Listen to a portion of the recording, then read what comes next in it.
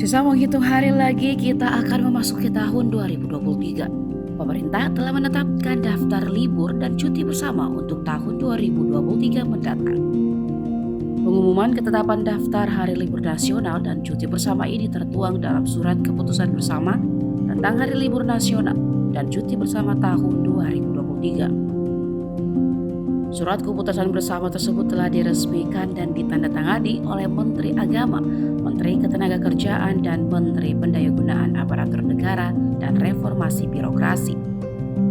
Dikutip dari kemenak.go.id, Hari Libur Nasional dan Cuti Bersama tahun 2023 telah ditandatangani pada Selasa 11 Oktober 2022 kemarin.